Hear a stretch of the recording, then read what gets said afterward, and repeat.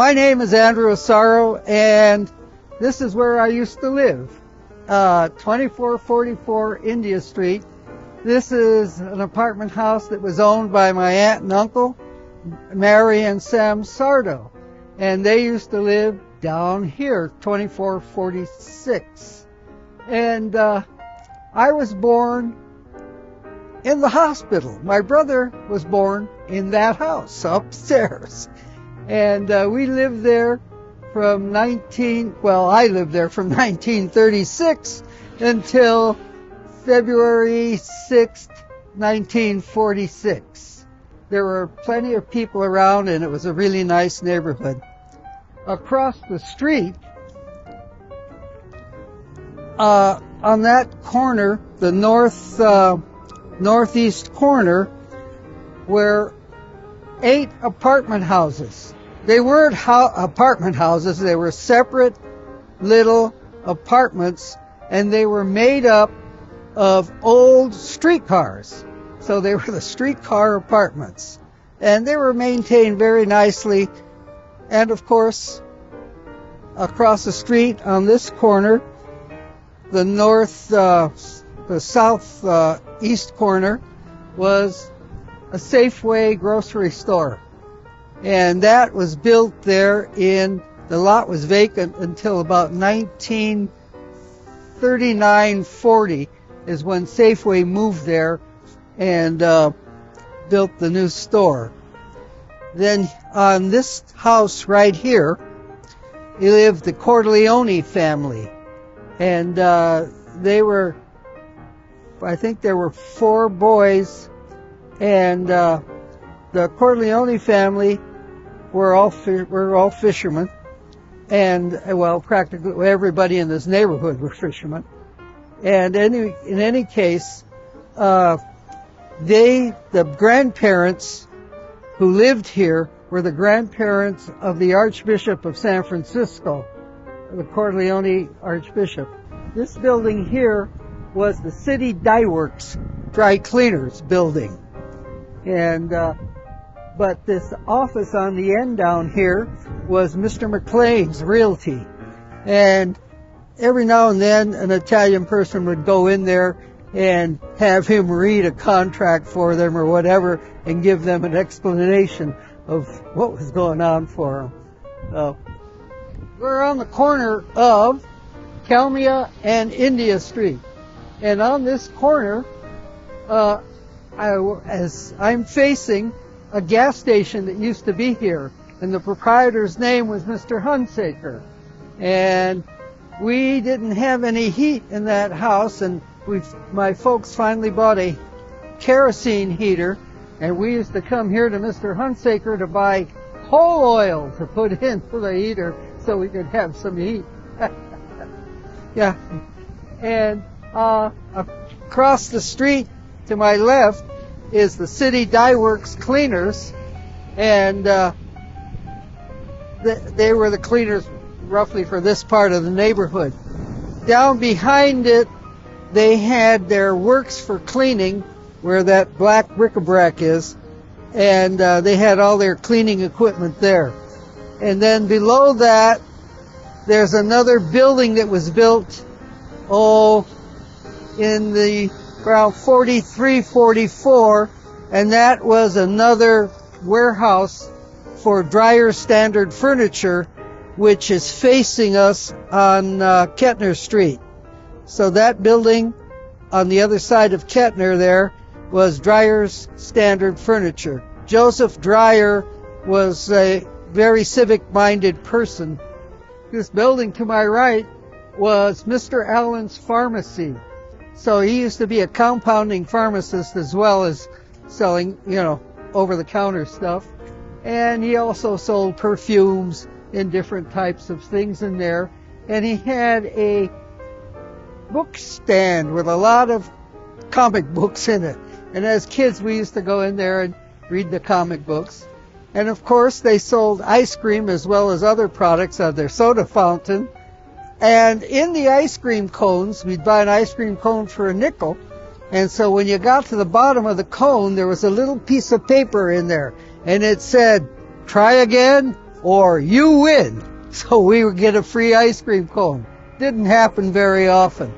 Also at one time, probably it was in 1944, 43, 44, a man drove up with his horse and wagon, and there used to be rings in the curbs. So he tied up his horse and wagon and went in and had lunch. And after he finished lunch, he bought a candy bar, which was a bit of honey. And he said to me, "Sonny, do you know what this is?" I didn't know what it was. He said, "It's a bit of honey." He says, "This is the best candy bar there is." And he bought me one. And I had a free bit of honey. Of course, he came up India Street with his horse and wagon because down on India and the block between Beach and Cedar, there was on the corner Idolo's Market. And then there was a bakery, and then after Idolo's Market, there was a blacksmith shop. And they used to go down, people used to come from the truck farms in Mission Valley and go down and get their horses shoot. There was the soda fountain, of course, in this drugstore. But during those years, in the early 40s, it was a curious thing that used to happen, and we could never figure it out as kids. But later we found the true story. And it was that there was this man who would walk down the hill here, Kalmia, and he always wore a brown suit with a vest, and the brown suit had very thin or light colored pinstripes, orange pinstripes, and he wore a cap. So every day at the same time, he'd go in, wouldn't say anything, walked into the drugstore, sat on a seat at the counter, and the waitress would automatically bring him a cherry Coke. So he'd drink his cherry Coke, put his dime down, or nickel, whatever it was, and go back up the hill. Never knew what really happened to him, but that's what he always did, every day.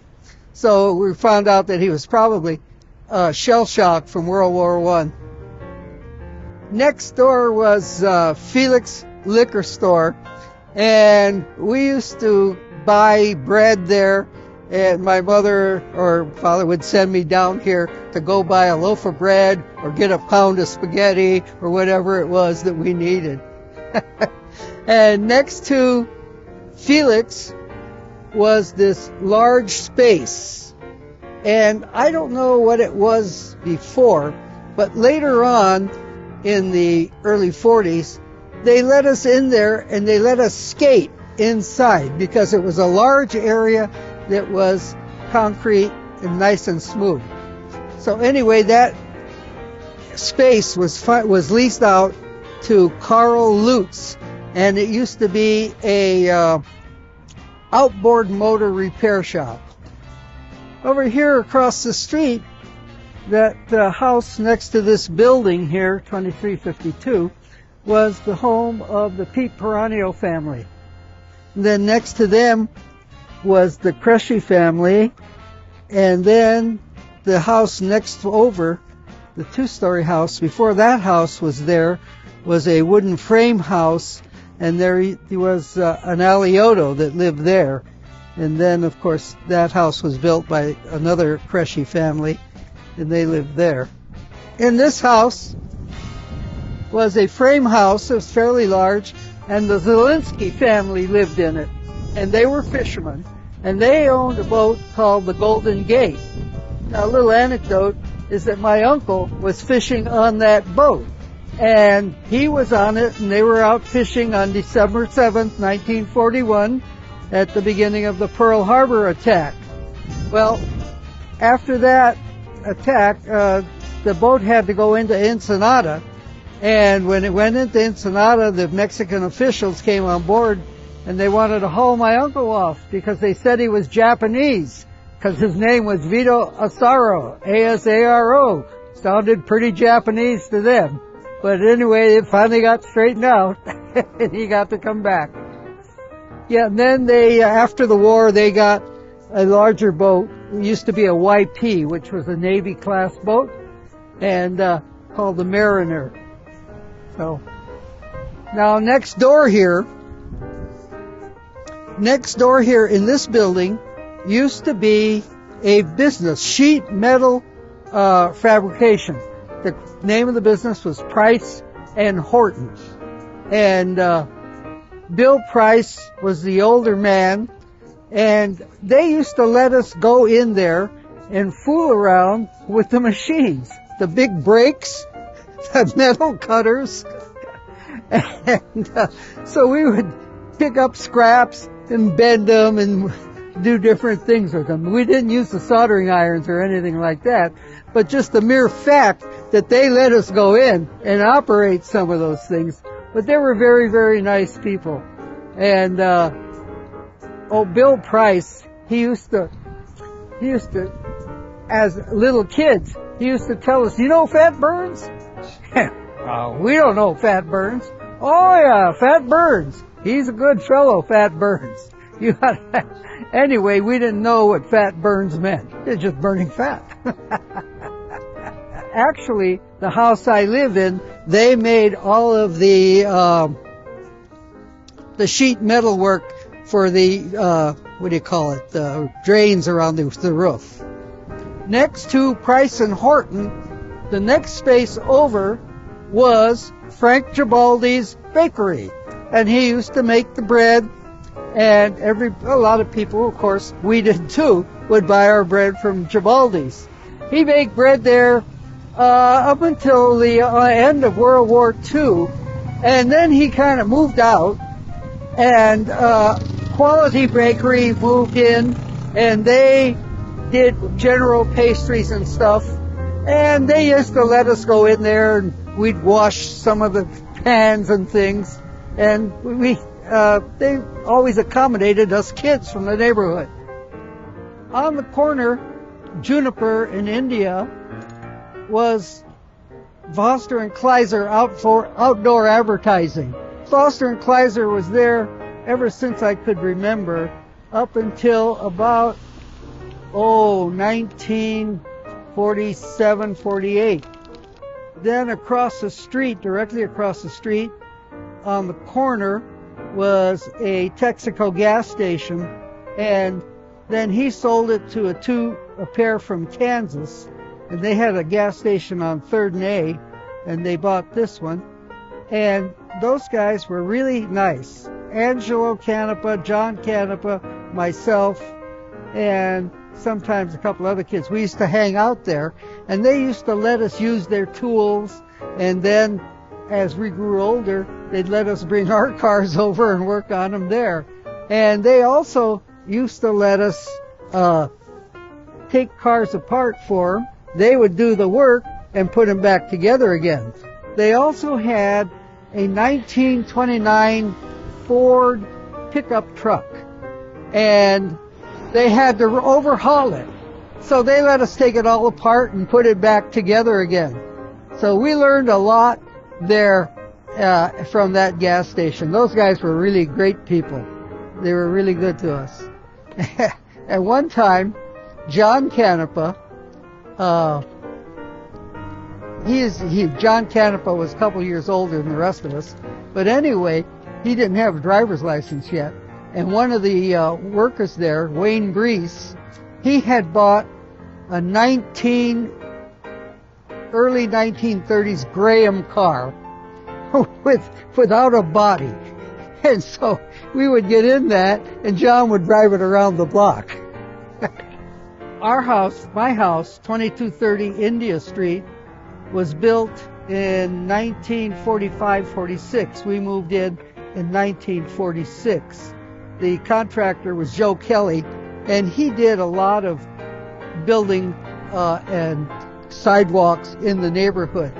And as a matter of fact, my grandmother and grandfather, when they first came to San Diego in 1916, they lived in the 1600 block of India.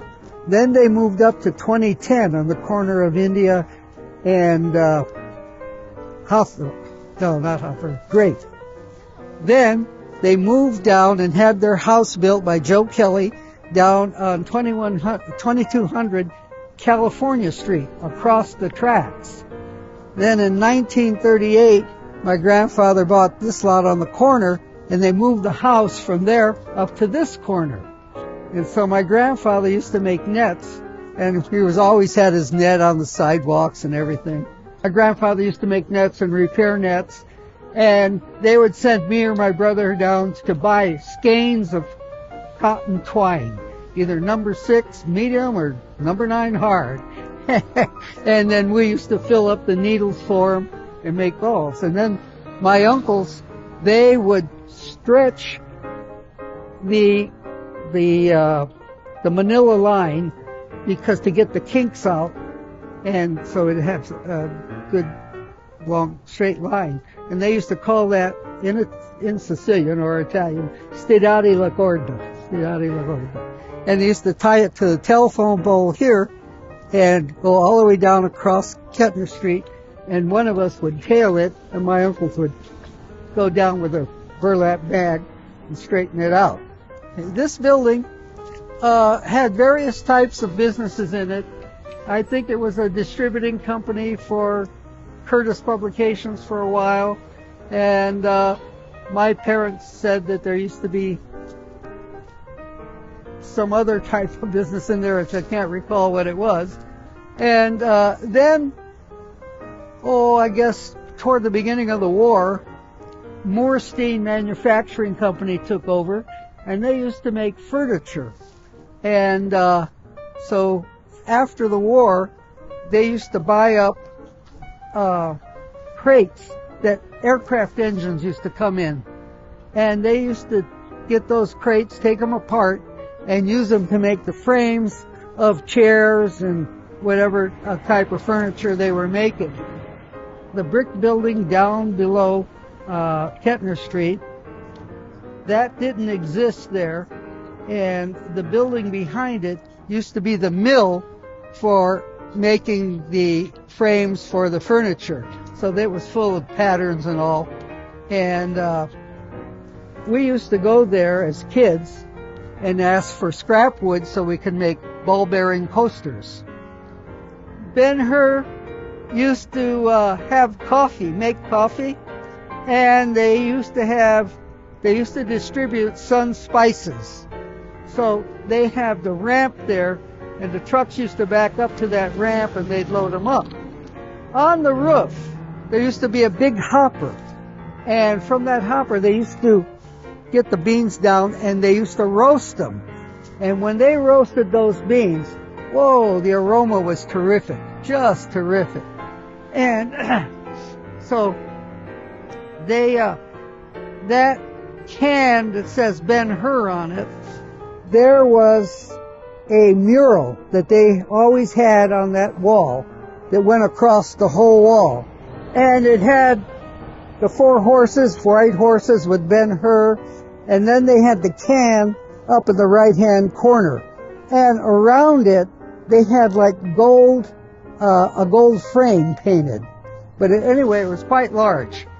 So during World War II, metal was at a premium. So they stopped putting coffee in the cans and they put them in a glass jar. So up in the corner where the can was, they had a glass jar. After the war, they went back to the can. So that was there for quite a while. Then Ben-Hur and Sun Spices moved out. And then they used that as a warehouse for DDT. And there used to be white powder all over the place. Then after it was that, it got cleaned up and it became other businesses. And when the building got sold, or when they rented it, they sandblasted off the mural that was on there. And so the owners of the building wanted it put back up. So I guess the tenants contracted a painter, and they put that can up and put the logo on it right there. But now it's faded, very faded compared to what it was.